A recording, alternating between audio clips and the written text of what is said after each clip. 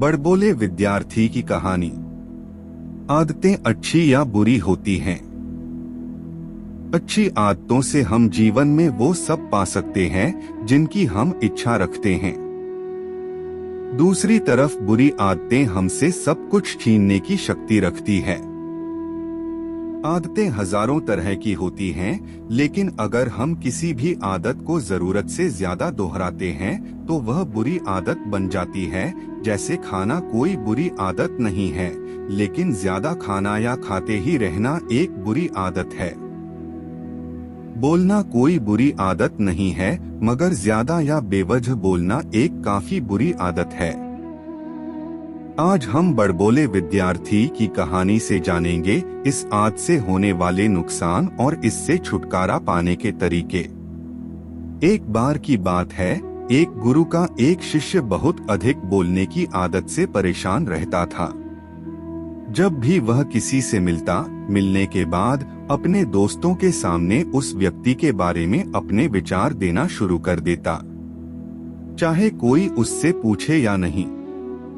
वह अपने आसपास की लगभग हर चीज के बारे में, आश्रम में रहने वाले लगभग हर छात्र और शिक्षक के बारे में अपनी राय बताता। उसकी अपनी सकारात्मक या नकारात्मक राय थी, जिसे वह बिना सोचे समझे लोगों के सामने रख देता। जब भी आश्रम में रहने वाला कोई अन्य छात्र उसके पास कोई समस्या लेकर आता, तो वह उसकी पूरी बात सुने बिना उसे सलाह देना शुरू कर देता। वह अक्सर अपने दोस्तों से कहता रहता था कि तुम इस काम को ऐसे करो, वह काम ऐसे ही करना चाहिए। उसे अपने आसपास की चीजों के बारे में जो भी आधा अधूरा ज्ञान था, वह बीच बीच में गपशप के दौरान बात करके उस ज्ञान का ढोंग करता था। उसकी इन्हीं हरकतों के कारण आश्रम के किसी भी छात्र या शिक्षक कभी उसे गंभीरता से नहीं लेते। अक्सर उसके साथ पढ़ने वाले छात्र उससे दूर रहने की कोशिश करते थे, क्योंकि वह उन्हें हर बात पर सलाह देता था। कोई नहीं चाहता था कि वह उनका दोस्त बने, हर कोई उससे दूर रहना पसंद करता था, और अक्सर आश्रम में रहने वाले अन्य छात्र उसकी पीठ पीछे उसकी इन आदतों के लिए उसका मजाक उड़ाते थे। वह लड़का खुद भी जानता था कि उसके बहुत बोलने की आदत के कारण उसे कोई पसंद नहीं करता। वह भी इस आदत को बदलना चाहता था, लेकिन चाहकर भी हर बात पर अपनी राय देने की आदत नहीं छोड़ पाता था। एक दिन वह अपने गुरु के पास गया और अपनी सारी समस्या गुरु को बताई। गुरु ने कहा, बेटा, वही व्यक्ति जरूरत से अधिक बोलता है जो सोचता है कि वह सब कुछ जानता है। ऐसा व्यक्ति जो मानता है कि वह बहुत कम जानता है और अभी भी बहुत कुछ सीखना है, वह कभी भी अधिक नहीं बोलता है और न ही अपनी राय देता है। तो पहले अपने अंदर से यह अभिमान दूर करो कि तुम सब कुछ जानते हो। शिष्य ने गुरु के सामने सिर झुकाया। गुरु ने कहा, बेटा, मैं एक दिन में आपकी बहुत ज्यादा बात करने की आदत एकदम से खत्म नहीं होगी। आपको धीरे धीरे अपने अंदर से ये आदत खत्म करनी होगी।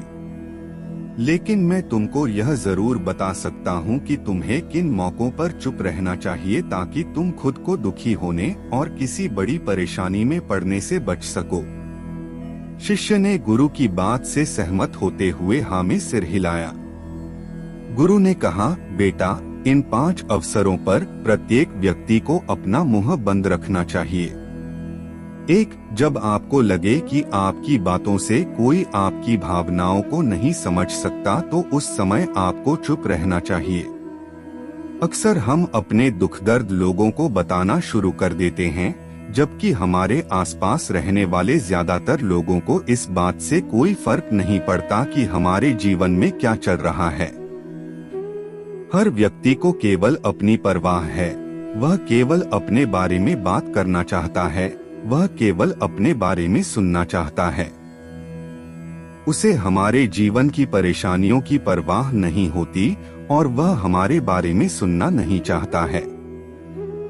वह आपकी दुखद कहानी 1 या 2 बार सुन सकता है, लेकिन उसके बाद वह आपसे दूर भागना शुरू कर देगा। क्योंकि कोई भी दुखी होना पसंद नहीं करता है। किसी को भी एक उदास और असहाय व्यक्ति के साथ नहीं चाहिए होता है। इसलिए अपने कुछ करीबी दोस्तों और परिवार के अलावा किसी को भी अपनी परेशानी कभी न बताएं, क्योंकि अक्सर वे आपकी बातों को समझने के बजाय उनका मजाक उड़ाते हैं। दूसरा, जब आपको नहीं पता कि किसी विशेष अवसर पर क्या कहना है या आपको किसी विशेष घटना के बारे में केवल आधा अधूरा ज्ञान है, तो ऐसे अवसर पर भी आपको चुप रहना चाहिए। ऐसा व्यक्ति जो आधा अधूरा ज्ञान होने के बाद भी उस विषय पर बात करता है, वह अक्सर उपहास का पात्र बन जाता है। ऐसे व्यक्ति को कोई भी गंभीरता से नहीं लेता है। केवल वही व्यक्ति अपनी बात प्रभावी ढंग से रख सकता है जिसे उस विशेष घटना या विषय का गहरा ज्ञान हो। इसलिए यहाँ वहाँ से प्राप्त आधी अधूरी और अनपरखी जानकारी के आधार पर कभी भी लोगों को समझाने की कोशिश नहीं करनी चाहिए। 3, गुरु ने कहा, जब कोई व्यक्ति आपके सामने किसी तीसरे व्यक्ति की बुराई कर रहा हो तो ऐसी स्थिति में आपको चुप रहना चाहिए। आपको कभी भी ऐसी नकारात्मक बातचीत का हिस्सा नहीं बनना चाहिए, क्योंकि आज वह व्यक्ति जो कर रहा है आपके सामने किसी तीसरे व्यक्ति की बुराई, कल किसी और के सामने आपकी भी बुराई करेगा। और इस बात की अधिक संभावना है कि आज आपने जिस तीसरे व्यक्ति की बुराई की है उसे भी इस बात का पता चल जाते तो आप पर ही मुसीबत आ सकती है। इसलिए जब भी कोई किसी दूसरे व्यक्ति की बुराई करे या उसके गलत समय का मजाक उड़ाए, तो आपको बस उसकी बात सुननी है, अपनी कोई राय नहीं देनी है। अगर आप ऐसा करें तो भविष्य में आपके लिए समस्याएं खड़ी हो सकती हैं। 4, गुरु कहा, जब कोई आप पर क्रोध और घृणा से चिल्लाता है, आपका अपमान करने की कोशिश करता है, तो ऐसी स्थिति में आप दूसरे व्यक्ति की क्रोध और घृणा को चुप रहकर कम कर सकते हैं। चुप रहकर भी आप स्थिति को बिगड़ने से रोक सकते हैं। जब आप ऐसा नहीं करते हैं और दूसरे व्यक्ति के क्रोध का उत्तर क्रोध से दे देते हैं, तो परिणाम काफी भयंकर होता है। यदि आप उस समय चुप रहते हैं, तो यह बात उस क्रोधी व्यक्ति के दिल में महसूस होती है। जब क्रोध शांत हो जाता है, तो वह अपनी गलती पर पछताता है और इस बात की भी संभावना बढ़ जाती है कि को आगे आकर आपसे माफी मांगे अपनी गलती के लिए।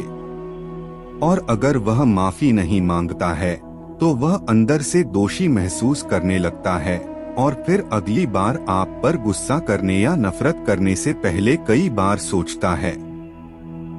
लेकिन आपको हर हाल में या हर समय चुप भी नहीं रहना चाहिए।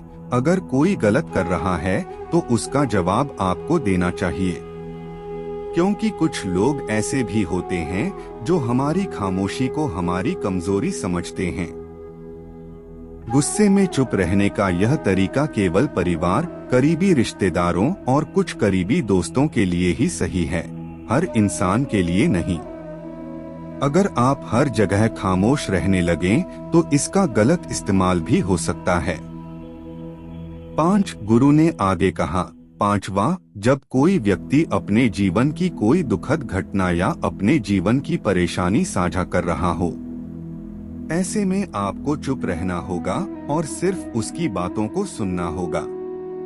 ज्यादातर लोग ऐसे हैं कि उनके सामने किसी ने उनकी समस्या सुनाई नहीं कि उन्होंने समाधान देना शुरू कर दिया। हालांकि जब कोई व्यक्ति अपनी समस्या हमारे साथ साझा कर रहा है, तो वह हमसे किसी सुझाव की उम्मीद नहीं करता है। वह चाहता है कि हम उसकी बात ध्यान से सुनें, क्योंकि जब हम उनकी बात सुनते हैं, उस व्यक्ति को आंतरिक शांति मिलती है। उसे लगता है कि कोई मेरी बातों को समझता है। अधिकांश समय जब लोग अपनी समस्याओं को हमसे साझा करते हैं, तो वे हमें केवल अपनी बात बताना चाहते हैं। वे हमें से किसी भी प्रकार की सलाह नहीं चाहते, क्योंकि वे पहले से ही सभी तरह की सलाह जानते हैं जो हम उन्हें देने जा रहे हैं। मुसीबत के समय किसी व्यक्ति को सांत्वना देने का सबसे अच्छा तरीका उस व्यक्ति की बात को ध्यान से सुनना है।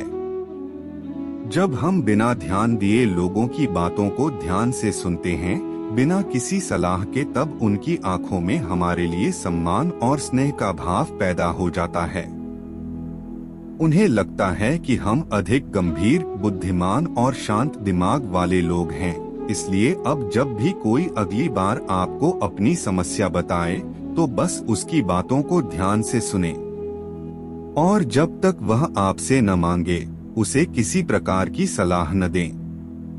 गुरु ने कहा, मेरी एक बात हमेशा याद रखना, जब आप कम बोलते हैं तो लोग आपकी ओर अधिक आकर्षित होते हैं कि आप कौन हैं और आप क्या सोचते हैं। शिष्य ने हाँ में सिर हिलाया। शिष्य अब गुरु के शब्दों को समझ गया था कि किन परिस्थितियों में उसे चुप रहना चाहिए। उसने यह भी सीखा था कि कम बोलने से वह आश्रम में अपनी प्रतिष्ठा वापस पा सकते हैं। उसने गुरु को धन्यवाद दिया और वहां से चला गए।